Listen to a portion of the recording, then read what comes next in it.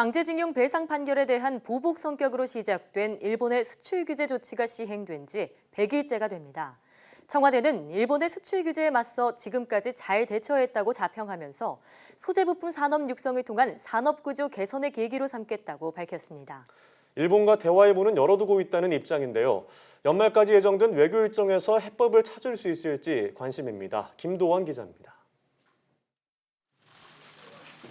7월 4일 강제징용 배상 판결에 대한 보복 조치로 일본이 3가지 핵심 소재의 수출 규제를 시행하자 문재인 대통령도 강력한 경고를 보냈습니다. 相手の国が詳細に申し上げれば約束を守らないという中においては今までの優遇措置は取れない. 결국에는 일본 경제에 더 큰 피해가 갈 것임을 경고해 둡니다.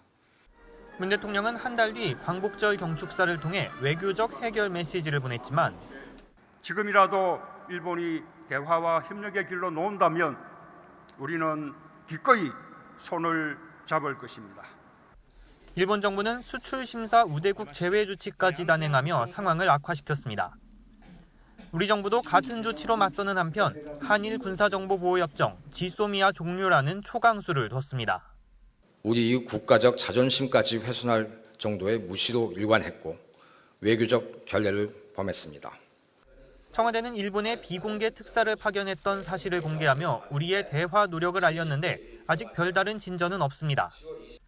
한일 관계가 수교 이래 최악이라는 말까지 나오는 가운데 경제적 영향만 놓고 보면 잘 대처해왔다는 게 청와대의 판단입니다. 오히려 소재, 부품, 장비 산업에서의 수입선 다변화와 국산화, 대중소기업 상생협력 등의 성과가 있다는 평가입니다.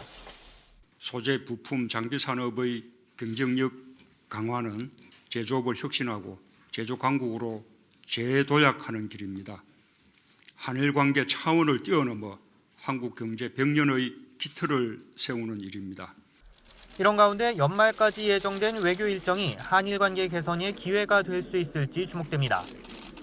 이낙연 국무총리의 참석이 거론되는 이달 22일 일왕 즉위식, 지소미아 종료 효력이 발생하는 다음 달 23일 등이 변곡점이 될 수 있습니다.